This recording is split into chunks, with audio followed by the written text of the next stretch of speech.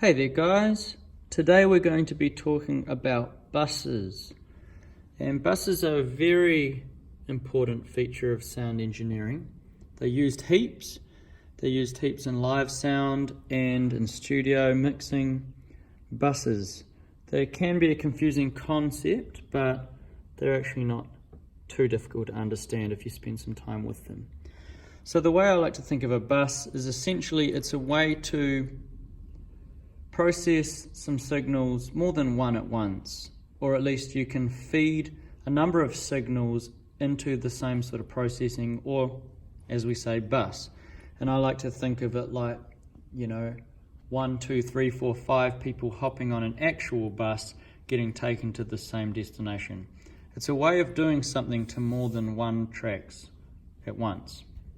So over on this right hand side of the desk, we have a section dedicated for our DCAs that we've talked about, but then also we have 16 buses here, 8 on the first layer, 8 on the second layer, and we also have this matrix 1 to 6, but we won't talk about that for now. So for now, buses. So there's lots of things you can do with buses. You can use them to be your fallbacks, which we've got here. We've got bus 1 to 4 is our stage fallbacks. So with this we can put, again, a number of instruments into the bus. And so that this bus 1 is our first fallback, and we can choose to put a number of instruments into that one bus, and then the output of that goes onto stage. The other thing we could do is we can use them for our effects. So we have here a room, a hall, and delay bus. So for that we can send multiple instruments to this room effect so that a lot of instruments are having this reverb on them all at once. This is a long reverb here, a hall. We could send a bunch of instruments there so they all have this long hall reverb.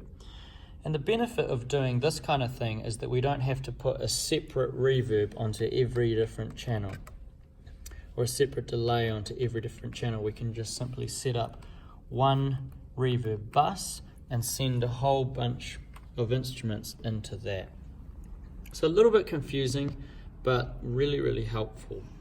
So I'm just going to show you a few ways to do this. So let's start here with the effects. So we've got here a room reverb, which is a short reverb. This hall is a long reverb, and this is a delay. So let's start with the room, the short reverb. So we can select this one, the short reverb that we've already set up. The desks won't come set up like this. This is something we have set up. So then we've got this button here called fader flip. And when I press that, all of the faders on this side are going to go from being what was the master output to now showing us everything that's being sent to this room reverb bus. So I clicked room reverb, I clicked fader flip, and it's taken me to this. So I can see this is how much of vocal 1 is being sent to the short reverb bus. This is how much of vocal 2, this is how much of vocal 3. I can see how much of each instrument is being sent to that reverb bus. And that's the thing about these buses, is you don't just send everything the same amount. You can choose. Maybe a little bit of this instrument goes to the reverb, maybe a lot of this one, maybe a medium amount of this one. Like so, you can choose how much instrument gets sent to the bus. And as is probably pretty easy to recognize, if you put a lot in, then a lot of reverb will be heard on that channel. If you put a little in, a little will be heard. So that's by selecting that bus, doing the fader flip, and I can see also what's on the second layer here, how much is in there. So I can see, a lot of my vocals are going to that. Most of my instruments have a little bit of that on them. Another way to do it is, instead of clicking this first, you can click an instrument, say vocal 1, and on this side, as long as I've got my fader flip button, this side will show me what buses vocal 1 is being sent to. So I can see here that there's a little bit in the room bus, there's a little bit in the hall, which is the long reverb, and there's a little bit more in the delay. So this button here, flip fader, really just flips each side depending on what you press. If I press one of the instruments while the flip fader is on, I'll see how many buses of that instrument is being fed into. I can see it's also going to this stage monitor. But if I press one of the buses on this side, then I can see how many instruments are being sent to that bus. So play around with that. A little bit difficult initially to get the hang of that, but the flip fader button just shows you, if I press it on this side, if I select channel 1, how many buses that channel is being sent to. If I press a button on this side, I can choose a bus and see how many channels are being sent to that bus. Now there's one other way to see what's being sent to a bus, and this is here, this bus sends section here. It's a little bit confusing at first, but this one goes off selecting a channel. So let's see here, channel 1, and in this bus sends category, here's how it works. There are 16 different buses. If I press bus 1 to 4, this knob is 1, this is 2, this is 3, and this is 4. So this is showing me that this channel 1, quite a lot of it is being sent to bus 1, which I can see here is our stage monitor 1. Nothing's being sent to 2 because it's not lighting up. Nothing's being sent to 3, nothing's being sent to 4.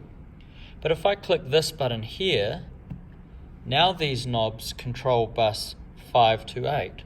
So this first knob is 5, second is 6, the third is 7, the fourth is 8. If I press this third button, now these knobs are controlling buses 9 to 12, 9, 10, 11, 12, and lastly the fourth button controls bus 13 to 16, 13, 14, 15, 16. So there's 16 buses in total. These 4 buttons just select whether it's 1 to 4, 5 to 8, 9 to 12, or 13 to 16. So in the case of this reverb, or these effects that we've been looking at, they are bus 13, 14, and 15. So to see how much channel 1 is being sent to the effects, I'll go to here and choose bus 13 to 16 because I want to see bus 13, 14, and 15. Bus 13, 14, and 15. So I can see by clicking this that this channel 1 has been sent a little bit to bus 13. That's the room reverb. It's also been sent a little bit to bus 14 and a little bit to bus 15. And I can control that here. I can increase how much is being sent to bus 15, which is our delay. I can also increase how much is sent to 14 or 13 quickly like this. So this is a quick way of accessing it. If I know my reverbs are 13, 14, and 15, I can just simply go over here, click my voice, and change how much it's being sent to those buses. So this might be a video to recap. We've looked at clicking on the bus, selecting it here, and seeing with the fader flip how much of each instrument is being sent to that bus. Or we could click on an instrument, vocal 1, and click flip fader and see here how much that instrument is being sent to each bus. And our third way is by clicking on a channel like channel 1 and scrolling through our bus sections and seeing how much that instrument is being sent to different buses. So also just to recap, we're using this for our effects. We're using these as like groups, so our comms and speech mics are being grouped into their own bus. We're using these as foldbacks.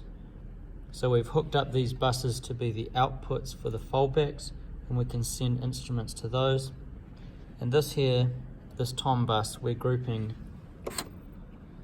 some of the toms over here into a bus. So there's multi-purpose, these buses. So spend some time with them, get a hang of them. That's buses in a nutshell, but this is going to be one of the ones you might need to practice.